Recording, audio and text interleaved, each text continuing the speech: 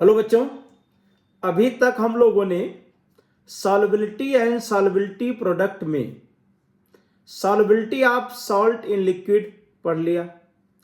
Relation between solubility and solubility product ये भी cover कर लिया। इसके बाद एप्लीकेशन ऑफ सॉल्युबिलिटी प्रोडक्ट, अगर हमें सॉल्युबिलिटी प्रोडक्ट दिया गया है तो उसका क्या एप्लीकेशन है, तो हमने उसमें दो एप्लीकेशन कर लिए। एक लिख दिया calculation of solubility of salt and concentration of ions. दूसरा हम लोगों ने पढ़ा कंडीशन फॉर प्रेसिपिटेशन। यहां तक हमने कवर कर लिया है। अब आगे देखते हैं। थर्ड एप्लीकेशन जो इंपॉर्टेंट एप्लीकेशन है, ये common ion effect on solubility of ionic solid. तो सबसे पहले कॉमन आयन इफेक्ट पढ़ने के पहले हम लोग ली चैटिलियर प्रिंसिपल को याद कर लेते हैं। ली चैटिलियर प्रिंसिपल देखिए, मानो कि AgCl एक सॉल्ट है, इसको वाटर में डिसॉल्व करेंगे तो Ag प्लस बनेगा और Cl माइनस बनेगा। ये सैचुरेटेड सॉल्यूशन है, यहां पे इक्विलिब्रियम स्टेब्लिश करेगा तो AgCl की कुछ सॉल्युबिलिटी होगी। AgCl क्या स्प्रिंगली सॉल्युबल सॉल्ट है? अरे भाई सुनाई दिया। अब देखो, अगर हमने इसमें NaCl ऐड कर दिया तो NaCl में मतलब कॉमन आयन क्या बनेगा? Cl minus. Cl minus and Na plus आया तो Cl माइनस क्या है? कॉमन आयन है। तो according to Le Chatelier principle, when concentration of ions या concentration of product, हमने पढ़ा हुआ है ली चैटिलियर प्रिंसिपल, अगर प्रोडक्ट का कंसंट्रेशन बढ़ाएंगे तो रिएक्शन बैकवर्ड जाएगी। अरे भाई सुनाई दिया? ध्यान से सुनिए भाई, अगर हमने कंसंट्रेशन ऑफ प्रोडक्ट बढ़ाया तो रिएक्शन बैकवर्ड जाएगी। तो हम यहां पे ये कह सकते हैं कि कॉमन आयन की प्रेजेंस में स्प्रिंगली सॉल्युबल सॉल्ट की सॉल्युबिलिटी डिक्रीज करेगी। एक पॉइंट सुनाई दिया? तो सबसे फर्स्ट पॉइंट आपको याद होना चाहिए कि solubility of salt decreases in presence of common ion. अरे भाई फर्स्ट पॉइंट आ गया। अब सॉल्युबिलिटी कैसे कैलकुलेट करते हैं इसको यहां पे सीखते हैं। तो हमने जो यहां पे डायग्राम बनाया है कि अगर केवल AgCl और प्लस वाटर है तो AgCl प्लस वाटर, तब यहां पे AgCl की सॉल्युबिलिटी मान लेते हैं S दिया गया है। AgCl प्लस वाटर और NaCl भी इसमें ऐड कर दिया। अब सॉल्युबिलिटी कितना हो गया? S डैश हो गया। तो सबसे पहला पॉइंट हमें यह समझना है कि जो S डैश की वैल्यू होगी वो S से कम होगी। अरे भाई सभी को सुनाई दिया? अब आगे बढ़ते हैं। तो अब ये बहुत ही इंपॉर्टेंट पार्ट है। कॉमन आयन इफेक्ट की प्रेजेंस में सॉल्युबिलिटी कैलकुलेट करने का क्वेश्चन नीट में, जेईई मेन और बोर्ड में भी पूछा जा सकता है। तीनों जगह पूछा जा सकता है। तो अब हमारा टारगेट है ये समझना क्वेश्चन को सॉल्व करने की टेक्निक क्या अप्लाई करेंगे। तो कॉन्सेप्ट भी बताते हैं और फार्मूला भी बता देंगे हम। यहां पे देखिए, ये हमने समझा दिया इसमें ली चैटिलियर प्रिंसिपल के हिसाब से। अब इसमें हमारे पास फर्स्ट केस आता है कि solubility of AgCl in presence of NaCl। अगर इस टाइप का क्वेश्चन आता है एग्जाम के अंदर तो हम कैसे सॉल्व करेंगे इसको देखते हैं।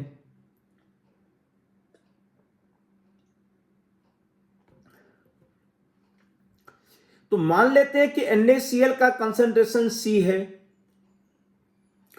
और इन प्रेजेंस ऑफ NaCl AgCl की सॉल्युबिलिटी H डैश है। अरे भाई ठीक है, देखिए हमने यहां पे बता दिया कि कॉमन आयन की प्रेजेंस में सॉल्युबिलिटी कम हो जाएगी। अब यहां पे देखिए NaCl पूरा आयोनाइज हो गया, AgCl तो कॉमन आयन की प्रेजेंस में देखिए T=0 पे मान लेते हैं कि AgCl आयोनाइज नहीं हुआ तो अभी Ag प्लस क्या रहेगा? 0, लेकिन Cl माइनस कितना आ जाएगा? C। अरे भाई NaCl पहले आयोनाइज हो गया है तो Cl माइनस का कंसंट्रेशन C आ जाएगा। अब Ag प्लस मतलब AgCl भी यहां पे फिर आयोनाइज होगा।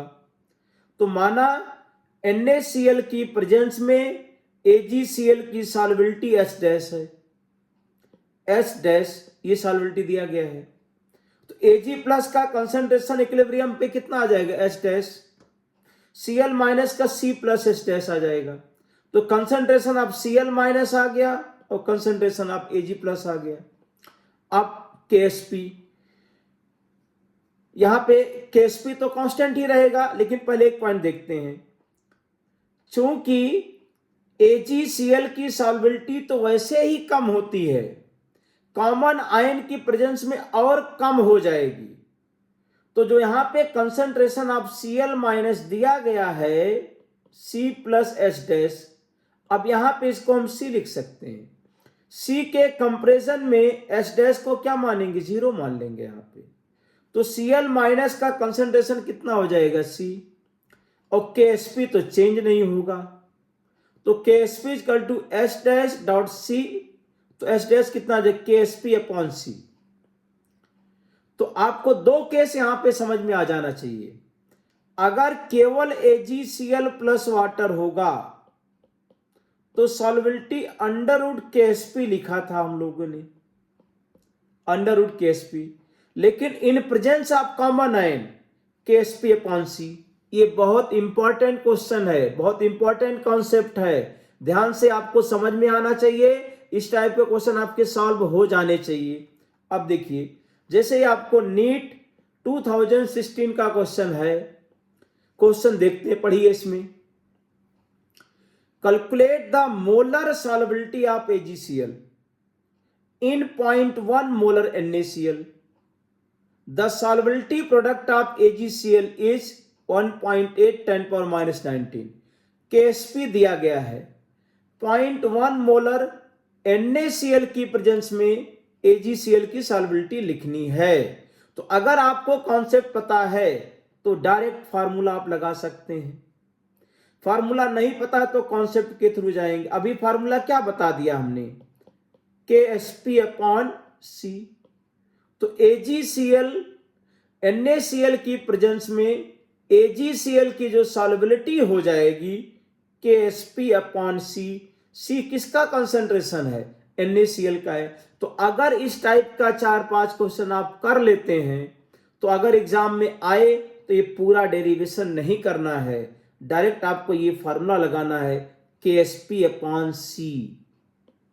ये वाला फार्मूला आप यहां पे यूज कर देंगे, Ksp अपॉन C। तो केस को आइडेंटिफाई करना, इसमें मास्टरी है आपकी। इसमें इसके लिए न्यूमेरिकल आप जितना ज्यादा से ज्यादा कीजिए, कॉन्सेप्ट बहुत ज्यादा नहीं है इसमें आपका। तो कॉमन आयन की प्रेजेंस में AgCl की NaCl की प्रेजेंस में AgCl की सॉल्युबिलिटी Ksp अपॉन C, ये फार्मूला आपको याद रख लेना है, Ksp अपॉन C। और हमने एक न्यूमेरिकल कर दिया इसमें। तो इस टाइप का क्वेश्चन आप एग्जाम में भी कर सकते हैं और प्रैक्टिस कर सकते हैं। अब सेकंड केस देखो आप, solubility of AgCl in presence of calcium chloride. अभी NaCl की प्रेजेंस में देखा, अगर कैल्शियम क्लोराइड की प्रेजेंस में सॉल्युबिलिटी लिखना है तो क्या करेंगे, ऐसा क्वेश्चन अगर एग्जाम में आ जाए। अब कैल्शियम क्लोराइड का कंसंट्रेशन अगर C है तो Cl माइनस का कंसंट्रेशन कितना हो जाएगा, 2C हो जाएगा। Cl माइनस का कंसंट्रेशन कितना आ जाएगा, 2C। अरे भाई दिखाई दिया क्या, 2C हो जाएगा। तो अब सेकंड केस देखो आप, जितने टाइप के न्यूमेरिकल एग्जाम में पूछे गए हैं उतने टाइप का हम केस डिस्कस कर रहे हैं यहां पे, उतने टाइप के फार्मूला बना दे रहे हैं इसमें आपको। तो नीट में और जेईई मेन में आपको ये सोचने की जरूरत नहीं पड़ेगी कि यहां पे हम कॉन्सेप्ट क्या लगाएं। जितने टाइप के क्वेश्चन पूछे गए हैं उतने टाइप के हम फार्मूले बता दे रहे हैं इसमें आपको, कि इस टाइप से हम इसको एनालिसिस करके वहां डायरेक्ट अप्लाई कर सकते हैं। यहाँ पे देखिए, तो कैल्शियम क्लोराइड में कंसंट्रेशन C है, जब ये आयोनाइज हुआ तो Cl माइनस 2C हो जाएगा। अब AgCl की सॉल्युबिलिटी कितना मान लिया, H डैश मान लिया। अब फिर से इक्विलिब्रियम लिखा है यहां पे, तो T इक्वल टू 0 पर Ag प्लस का कंसंट्रेशन तो 0 ही रहेगा, लेकिन Cl माइनस का कंसंट्रेशन कितना हो जाएगा 2C। अरे भाई दिखाई दिया 2C। अब यहां AgCl की सॉल्युबिलिटी H डैश है, तो Cl minus 2C plus H dash. अब देखो फिर दोबारा बोल रहे हैं, AgCl की सॉल्युबिलिटी वैसे ही बहुत कम होती है, तो कैल्शियम क्लोराइड या कॉमन आयन की प्रेजेंस में सॉल्युबिलिटी और कम हो जाएगी। तो H डैश को हम 2C के कंपैरिजन में H डैश को नेग्लेक्ट कर सकते हैं, तो 2C प्लस H डैश को 2C लिख देंगे।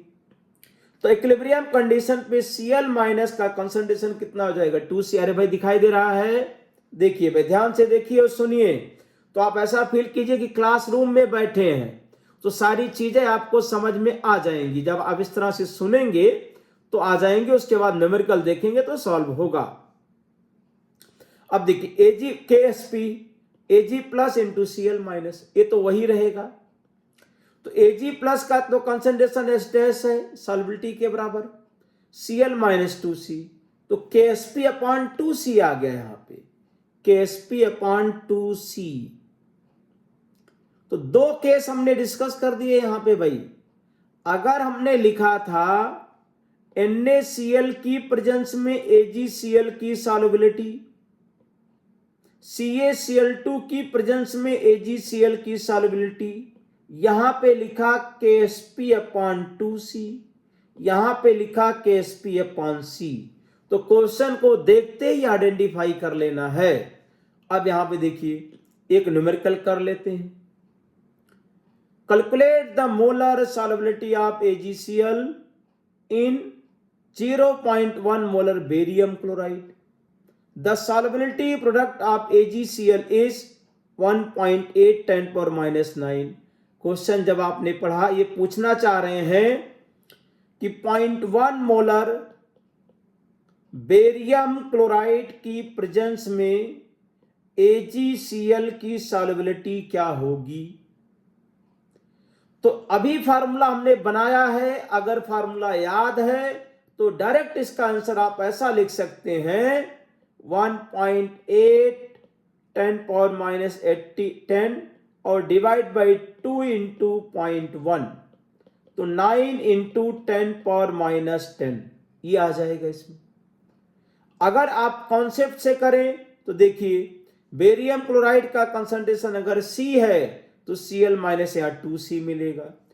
T=0 पे इनिशियल में Ag प्लस 0 रहेगा, लेकिन Cl minus 2C common ion है, रिएक्शन बैकवर्ड जाएगी, सॉल्युबिलिटी कम होगी। नई सॉल्युबिलिटी S मान लिया हमने 2C प्लस S, इसको हम 2C ही लिखेंगे, यही चीज बार बार लिख रहे हैं। और ये Ag plus Cl minus KSP के बराबर ही रहेगा। तो यहां से KSP=2C। तो देखिए दो केस हमने किए और दो न्यूमेरिकल भी करके आपको दिखाए कि NaCl की प्रेजेंस में AgCl की सॉल्युबिलिटी बता दिया, और BaCl2 या CaCl2 की प्रेजेंस में AgCl की सॉल्युबिलिटी। तो एक में आ गया KSP अपॉन C और दूसरे में आ गया KSP अपॉन 2C। इतना अगर आप ध्यान से हमारी बात सुन लेंगे, इतना कॉन्सेप्ट अगर आपको याद रहेगा, तो न्यूमेरिकल आपको देखते ही समझ में आ जाएगा कि कौन सा फार्मूला लगने जा रहा है, या कॉन्सेप्ट सीख लेंगे तो वहां फार्मूला बना लेंगे इसमें। तो KSP अपॉन 2C ये नई सॉल्युबिलिटी आ गई। अब थर्ड केस देखिए कि सॉल्युबिलिटी ऑफ AB2 टाइप का सॉल्ट है इन प्रेजेंस ऑफ, यहां आप लिख सकते हैं इन प्रेजेंस ऑफ, हमने लिखा AB2 टाइप का सॉल्ट है, PB लिख दिया यहां पे। तो जैसे निकल डाइहाइड्रोक्साइड है, NaOH की प्रेजेंस में सॉल्युबिलिटी लिखना है। तो हम तीसरे टाइप के क्वेश्चन की बात कर रहे हैं कि अगर ऐसा कंपाउंड दिया गया है और OH माइनस कॉमन है, इसकी प्रेजेंस में सॉल्युबिलिटी लिखना है। तो आप देखिए यहां पे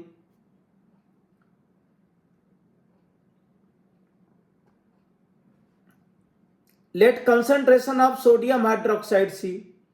अरे माना सोडियम हाइड्रोक्साइड का कंसंट्रेशन C है, OH माइनस का कंसेंट्रेशन भी C हो जाएगा। अब निकल डाइहाइड्रोक्साइड की सॉल्युबिलिटी वैसे ही कम थी, कॉमन आयन की प्रेजेंस में सॉल्युबिलिटी और कम होगी, तो T=0 पे निकल आयन का कंसेंट्रेशन तो 0 है। OH माइनस का कंसेंट्रेशन यहां C है। ये कहां से आया? NaOH से आया है। अब न्यू सॉल्युबिलिटी H- मान लेते हैं इसकी, और C+2H। तो कॉमन आयन की प्रेजेंस में टोटल OH माइनस कितना है? C+2H है। और बार बार बोल रहे हैं कि कॉमन आयन के कंपैरिजन में जो सॉल्युबिलिटी वाला H- है उसकी वैल्यू बहुत कम होगी, तो C+2H- को C लिख देंगे। अब KSP का एक्सप्रेशन देखो, निकल आयन का कंसेंट्रेशन, OH माइनस का कंसेंट्रेशन, तो H- कितना आ जाएगा? KSP/C² आ जाएगा यहां पे। तो तीसरे केस में अगर AB2 टाइप का सॉल्ट है और PB कॉमन आयन है, तो सॉल्युबिलिटी यहां लिख देना है KSP/C²। ये तीसरा केस है, ध्यान देना बच्चों इसमें। अगर इतना ध्यान से आपने सुन लिया और ये बात समझ में आ गई तो केस देखते ही समझ जाओगे कि फार्मूला क्या लगेगा। अब देखते एक एग्जांपल देखो, क्वेश्चंस को पढ़िए और दिमाग लगाइए इसमें।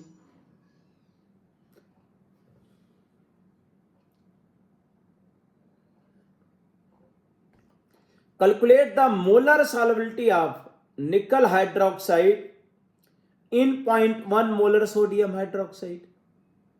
The ionic product of nickel hydroxide is 2 into 10⁻⁻15। मतलब सॉल्युबिलिटी प्रोडक्ट दिया गया है 0.1 मोलर NaOH।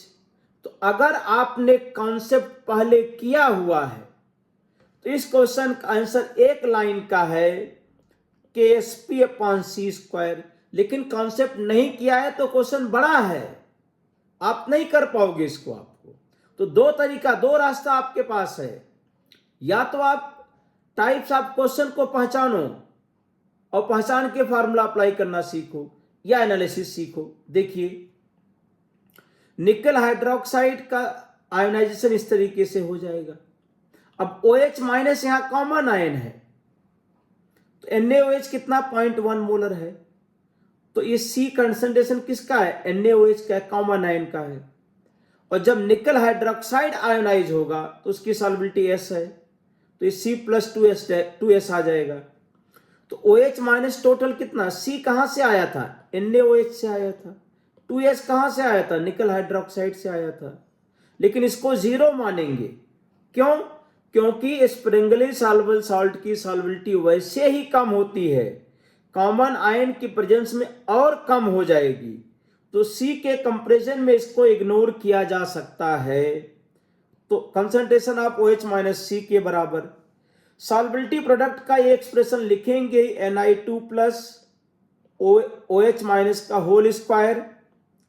तो Ni2 प्लस में सॉल्युबिलिटी कितना S है, OH माइनस कॉमन आयन कितना? 0.1 मोलर, 0.1, 2 इंटू 10⁻⁻15 KSP है। तो न्यू सॉल्युबिलिटी कितना आ जाएगा? 2 इंटू 10⁻13, या आपने यहीं पे डायरेक्ट लिखा होता है इसको KSP/C²। तो 2 इंटू 10⁻15 अपॉन 0.1 का स्क्वायर, तो 2 इंटू 10⁻13, ये आ जाता, न्यू सॉल्युबिलिटी आ गया इसमें। तो अगर हमारे पास निकल डाइहाइड्रोक्साइड, ये भी क्वेश्चन पूछा गया है कंपटीशन के अंदर, ये नीट में ही पूछा गया है इसमें कि तो अगर आपका निकल डाइहाइड्रोक्साइड है 0.1 मोलर, NaOH की प्रेजेंस में नई सॉल्युबिलिटी बताइए इसमें, तो आप ये केस ऐसा सॉल्व कर लेंगे। डायरेक्ट फार्मूले से कर दिया आपने। अब फोर्थ केस देखो आप, इसमें फोर्थ केस में कह रहे हैं कि solubility of nickel hydroxide in presence of barium hydroxide. OH minus he common है, लेकिन वहां पे NaOH था, यहां बेरियम हाइड्रोक्साइड कॉमन है। अब देखते हैं, तो अगर बेरियम हाइड्रोक्साइड का कंसंट्रेशन C है तो यहां से OH माइनस कितना मिलेगा, 2C मिलेगा। सामने लिखा है बेरियम हाइड्रोक्साइड के 1 मोल से OH माइनस 2 मोल बनता है, तो अगर इसका कंसंट्रेशन C है तो OH माइनस कितना हो गया, 2C। अब देखो आप, तो 2C तो पहले आ गया बेरियम हाइड्रोक्साइड से। अब यहां पे माना कि निकल डाइहाइड्रोक्साइड की सॉल्बिलिटी H- है, अरे भाई तो अब H- निकल आयन आएगा, OH माइनस कितना आएगा, 2H-, क्योंकि इसके 1 से 2 बनता है तो इसके H- इसका 2H-, तो टोटल OH माइनस कितना हो गया, 2C प्लस 2H-। अब H- बहुत कम है एज कंपेयर टू C, इसलिए OH माइनस कितना हो जाएगा, 2C के बराबर हो जाएगा। और KSP तो चेंज होने से रहा, तो Ni2 प्लस OH माइनस का स्क्वायर। अब ये H- सॉल्बिलिटी है और ये 2C का होल स्क्वायर आ गया, तो KSP अपान 4C स्क्वायर आ गया। यहां पे KSP अपान 4C स्क्वायर, ये 4 केस अपने पास आ गए। आपने कितने ध्यान से सुना आप जानेंगे इसमें, ये 4 केस बहुत इंपॉर्टेंट हैं भाई। 4 केस हमने बताया, तो यहां पे सॉल्बिलिटी KSP अपॉन 4C स्क्वायर। अब देखो ये निकल हाइड्रोक्साइड है, NaOH जिसका कंसेंट्रेशन C है, तो यहां पे सॉल्बिलिटी क्या लिख दिया था, KSP अपॉन C स्क्वायर। ये निकल हाइड्रोक्साइड है, बेरियम हाइड्रोक्साइड का कंसंट्रेशन C है, कॉमन आयन यहां से, तो यहां पे सॉल्बिलिटी KSP अपॉन 4C स्क्वायर। तो KSP अपॉन C स्क्वायर और KSP upon 4C square, 2 case यहां पे आ गए। मतलब हमने 4 न्यूमेरिकल लिए और 4 केस के फार्मूले बना दिए यहां पे। अब देखो आप क्वेश्चन देख लेते हैं, calculate the molar solubility of nickel hydroxide in 0.1 molar barium hydroxide. तो अगर आपको फार्मूला याद है तो डायरेक्ट आप लिखेंगे KSP अपॉन 4C स्क्वायर, ये फार्मूला लगाइए KSP अपॉन 4C स्क्वायर, तो यहां से 5 इंटू 10⁻14। अदरवाइज अगर कॉन्सेप्ट से करें तो अगर इसका कंसेप्ट बेरियम हाइड्रोक्साइड C है तो OH माइनस 2C मिलेगा, और सॉल्बिलिटी ऑफ निकल हाइड्रोक्साइड को अगर S मोल पर लीटर मानते हैं तो जब इसका आयोनाइजेशन करेंगे तो T=0 पे OH माइनस 2C पहले से प्रेजेंट है, निकल हाइड्रोक्साइड से S मोल मिलेगा Ni2 प्लस, और 2S मोल क्या मिलेगा, OH माइनस। तो अभी हमने आपको समझाया कि सॉल्बिलिटी क्या है, C के कंपेरिजन में बहुत कम होगा, तो इसको आप इग्नोर कर सकते हो। तो आप direct formula KSP upon C square, तो KSP अपॉन 4C स्क्वायर। ये 4 केस है, हमने बता दिया 4 टाइप के न्यूमेरिकल यहां पे आप सॉल्व कर सकते हैं। इसमें 4 टाइप के न्यूमेरिकल आप इसमें कर सकते हैं। आप देखिएगा, कोई भी किताब सॉल्व कीजिए, कॉन्सेप्ट आपको मैंने पूरा बता दिया इसके अंदर। तो इस टाइप के क्वेश्चन अगर आते हैं तो आप इसमें ज्यादा से ज्यादा क्वेश्चन करके इसमें परफेक्शन लाइए। जितना न्यूमेरिकल सॉल्व करेंगे आपका कॉन्सेप्ट उतना स्ट्रांग होता जाएगा इसमें। अब इसमें एक पॉइंट और एक एप्लीकेशन है, simultaneous सॉल्बिलिटीज।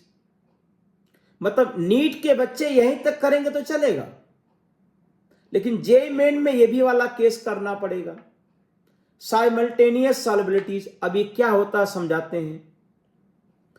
When two sparingly soluble salts are added in water simultaneously, there will be two simultaneous equilibria in the solution।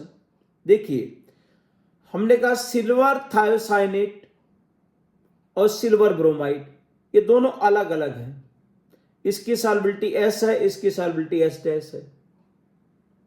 अब दोनों को अगर एक ही सोल्यूशन में ऐड कर दें तो Ag प्लस यहां पे कॉमन आयन है, Ag प्लस, तो AgHCN की सॉल्बिलिटी डिक्रीज कर जाएगा इन प्रेजेंस ऑफ AgBr। अरे भाई कॉमन आयन आ गया। और AgBr की भी सॉल्युबिलिटी क्या होगी, डिक्रीज कर जाएगी इन प्रेजेंस ऑफ AgHCl। तो करें कि साइमल्टेनियस सॉल्युबिलिटी क्या होगी, तो अगर दो स्प्रेंगली सॉल्युबल सॉल्ट को हम एक ही बीकर में रखते हैं, एक ही कंटेनर में रखते हैं, तो मिक्सचर में जो इनकी सॉल्युबिलिटीज होगी उसको हम साइमल्टेनियस सॉल्युबिलिटीज कहते हैं। तो यहां पे S1 क्या है, S1 है simultaneous solubility of silver thiocyanate in presence of AgBr, और S2 क्या है, simultaneous solubility of silver bromide in presence of silver thiocyanate. तो साइमल्टेनियस सॉल्युबिलिटी का मतलब हो गया कि solubility of sparingly soluble salt in presence of sparingly soluble salt having common ion. अरे भाई ये दोनों स्प्रेंगली सॉल्युबल सॉल्ट हैं, तो solubility of AgHCl in presence of sparingly soluble salt having common ion, तो इसको बोलेंगे साइमल्टेनियस सॉल्युबिलिटी। अरे मीनिंग समझ में आ गया कि दो स्प्रेंगली सॉल्युबल सॉल्ट हैं, अगर इनमें एक कॉमन आयन है तो इनके मिक्सचर जब लेते हैं तो इनकी जो सॉल्युबिलिटीज होती हैं उनको साइमल्टेनियस सॉल्युबिलिटी कहा जाता है। अब देखिए सिल्वर थायोसाइनेट को वाटर में डिसॉल्व किया तो सिल्वर आयन का कंसंट्रेशन S1 प्लस S2 और थायोसाइनेट आयन S1 मिल गया यहां पे, और सिल्वर ब्रोमाइड को जब डिसॉल्व किया तो silver ion and bromide ion, तो सिल्वर थायोसाइनेट की सॉल्युबिलिटी S1 है, तो Ag प्लस S1 यहां से आ गया और थायोसाइनेट S1 यहां से आ गया। सिल्वर ब्रोमाइड की सॉल्युबिलिटी S2 है, तो Ag प्लस S2 आ गया यहां से और ब्रोमाइड आयन S2। लेकिन सिल्वर आयन दो सोर्स से आ रहा है, थायोसाइनेट S1 दे रहा है और सिल्वर ब्रोमाइड S2, तो सिल्वर आयन क्या हो जाएगा S1 प्लस S2, यहां भी silver ion S1 plus S2। अरे समझ में आया भाई, तो S1 किसने दिया, सिल्वर थायोसाइनेट ने, S2 किसने दिया, सिल्वर ब्रोमाइड ने, तो यहां पे सिल्वर आयन कितना हो गया S1 प्लस S2। अब देखो आप इसमें सिल्वर थायोसाइनेट का KSP कितना लिख दिया K1, सिल्वर ब्रोमाइड का KSP क्या लिख दिया K2।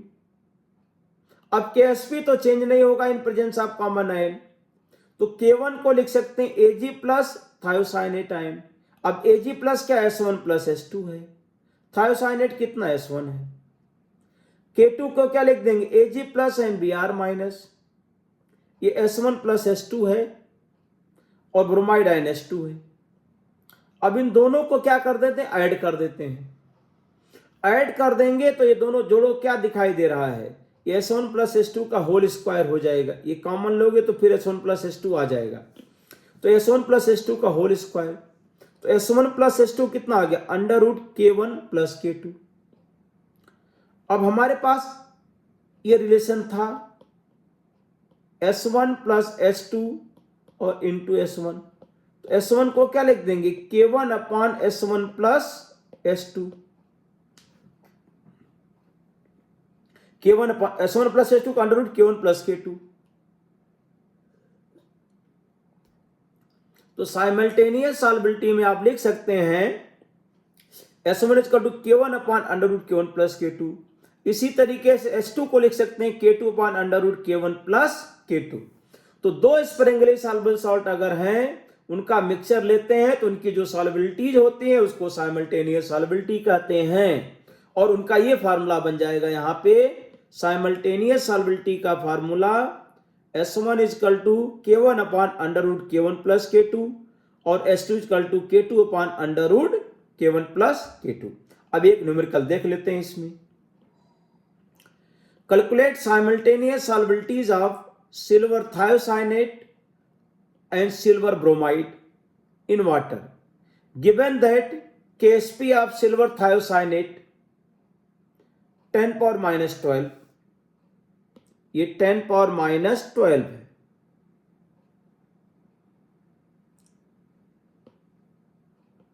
10 power minus 12, और KSP of silver bromide KSP of 5 into 10 power minus 13 ये है। अब देखिए, अभी हमने फार्मूला बनाया है, तो फार्मूला बनाया है, कॉन्सेप्ट इसके हिसाब से बताया है, तो देखते ही आप आंसर कर सकते हो। यहाँ पे माना कि साइमल्टेनियस S1 S2 है, तो S1 equal to K1 upon under root K1 plus K2, तो K1 10⁻12 है, इन दोनों को ऐड करेंगे 1.5, 10 अपान अंडर रूट 1.5 8.16 और 10⁻7 मोलर। ये 5 इंटू 10⁻13 है, तो ये कितना, इसका आधा आ जाएगा 4.08 10⁻7 मोलर यहाँ पे आ जाएगा इसमें। तो इसमें करें कि साइमल्टेनियस सॉल्युबिलिटी वाला केस भी मैंने कर दिया इसमें। अब आप जो है ईमानदारी से आपके पास जो भी मॉड्यूल है वो क्वेश्चन को सॉल्व कीजिए, ट्राई कीजिए, डेफिनेटली आपके 80 से 90% क्वेश्चन सॉल्व हो जाएंगे। कुछ डाउट रहेगा तो आप उसको पूछ सकते हैं, कर सकते हैं। तो हमने सॉल्युबिलिटी एंड सॉल्युबिलिटी प्रोडक्ट में पहले सॉल्युबिलिटी डिस्कस कर दिया, relation between solubility and solubility product, ये 2 पॉइंट आ गए। तीसरा हमने एप्लीकेशन के नाम पे एक लिखा, कैलकुलेशन ऑफ सॉल्युबिलिटी अगर सॉल्युबिलिटी प्रोडक्ट दिया गया है। चौथा लिखा हमने यहाँ पे कंडीशन फॉर प्रेसिपिटेशन, और ये पांचवा।